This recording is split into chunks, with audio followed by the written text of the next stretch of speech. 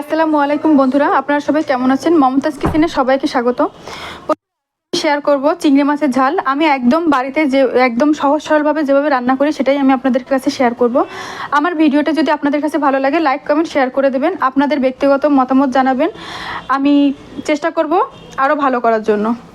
তো বন্ধুরা, শুরুতেই আমি একটা প্যান বসিয়ে দিয়েছি। সেই প্যানের মধ্যে খানিকটা তেল দিয়ে আমি আমার পরিমাণ মতো তেল দিয়ে নিয়েছি। তেলটা গরম হওয়ার পরে পরিমাণ মতো পেঁয়াজ দিয়ে দিয়েছি। আমি একটু পেঁয়াজ ব্যবহার বেশিই করব, আপনারা আপনাদের মতো ইউজ করবেন।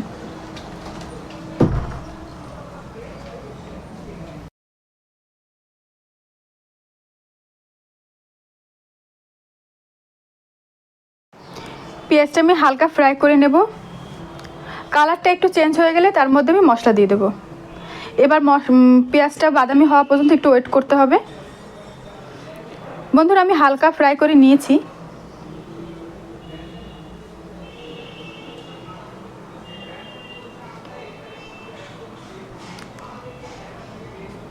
এবার এতে এক এক করে মশলা অ্যাড করব। প্রথমে আমি দিয়ে দিলাম শুকনো লঙ্কার পাউডার, তারপরে দিয়ে দেবো হলুদের পাউডার,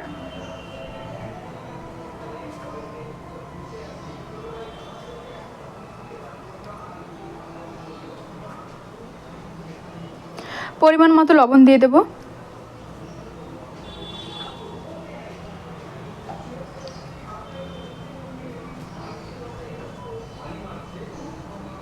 আদা রসুন পেস্ট দিয়ে দিলাম,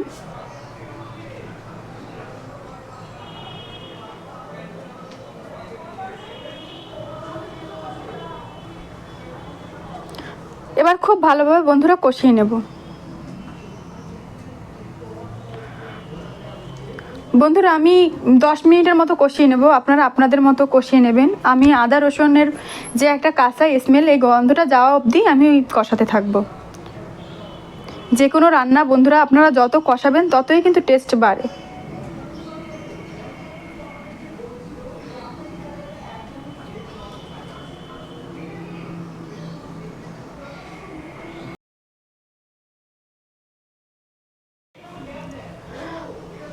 বন্ধুরা, আমি খুব ভালোভাবে মশলাটা কষিয়ে নিয়েছি। এবার এর মধ্যে দিয়ে দেবো চিংড়ি মাছ। চিংড়ি মাছটা আমি খুব ভালোভাবে পরিষ্কার করে নিয়েছি। চিংড়ি মাছের ভিতরে লম্বা একটা ময়লার থলি থাকে বন্ধুরা, আপনারা সবাই জানেন। মাথার উপরে মাথাটা আমি ফেলে দিয়েছি। আর চিংড়ি মাছের ভিতরে যে লম্বা একটা নাড়ি ভুড়ি থাকে ওটা আমি বন্ধুরা ফেলে দিয়েছি, একদম ক্লিন করে নিয়েছি। এবার খুব ভালোভাবে কষাবো। বন্ধুরা, আমি চিংড়ি মাছটা ভেজে নেইনি, আমি কাঁচা পছন্দ করি। আপনারা যদি চান ফ্রাই করে নিতে পারেন আগে থেকে, কিন্তু খুব একটা আমি যেহেতু এটা ঝাল করব তার জন্য দীর্ঘ সময় ধরে আমার কষাতে হবে, তার জন্য আমি আর ফ্রাই করিনি। আপনারা ভেজে নিতে পারেন, কিন্তু খুব একটা ফ্রাই করলে চিংড়ি মাছের টাইট হয়ে যায়, খেতে খুব একটা স্বাদ লাগে না। তার জন্য আমি রান্নার সময় ভালোভাবে কষিয়ে নেব।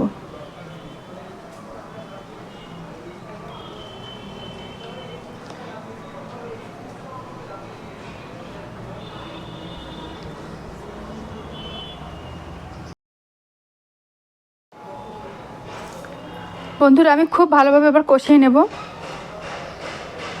আমি 10 মিনিট ধরে বন্ধুরা ঢাকা চাপা না দিয়ে কষাবো।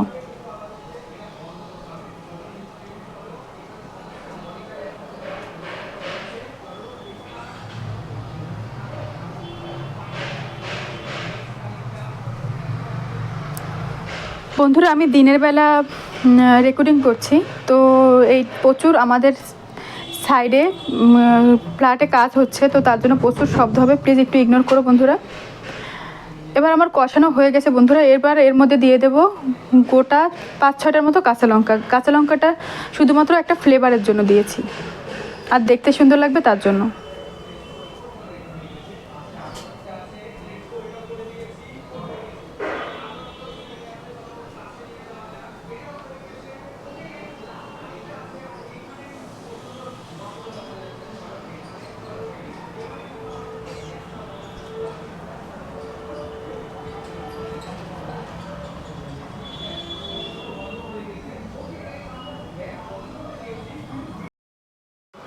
বন্ধুরা, চিংড়ি মাছটা আমি কষিয়ে নিয়ে এবার এর মধ্যে দিয়ে দিয়েছি ধনেপাতা।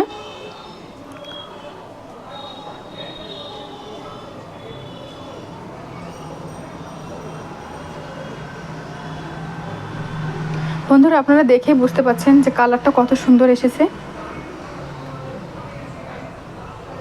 আপনারাও আমার মতো একবার এরকম ট্রাই করে দেখতে পারেন। আশা করি আপনারা সবাই বাড়িতে খুব ভীষণই ভালো রান্না করেন। নারকেলের দুধ দিয়ে রান্না করলে, মালাইকারি করলেও খুব ভালো হয়। বন্ধুরা অনেক সময় সব কিছু হাতের কাছে থাকে না, তো এইভাবে রান্না করে একদিন খেতেই পারেন। আশা করি আপনাদের ভালো লাগবে।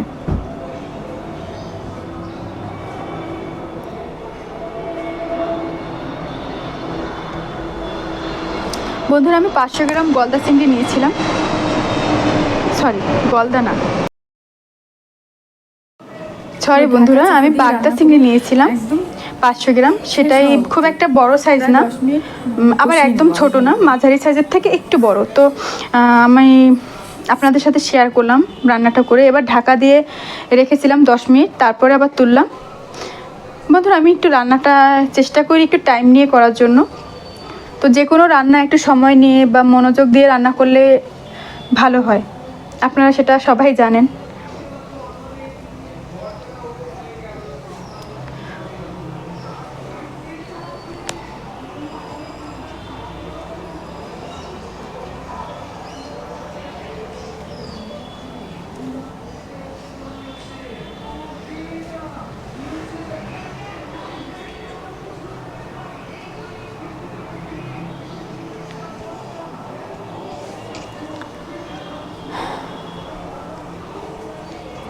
আবারও ঢাকা দিয়ে রাখবো 5 মিনিটের জন্য।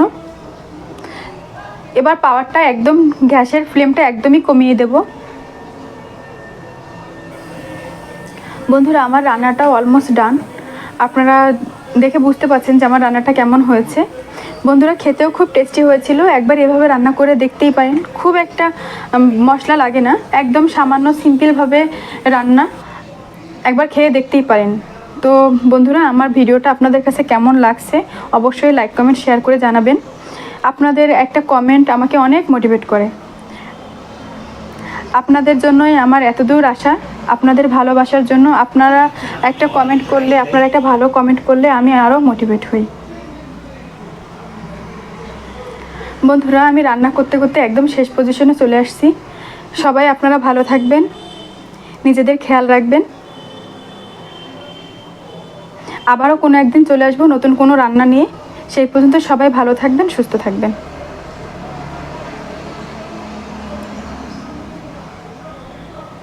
সবার জন্য শুভকামনা রইল। আল্লাহ হাফিজ বন্ধুরা।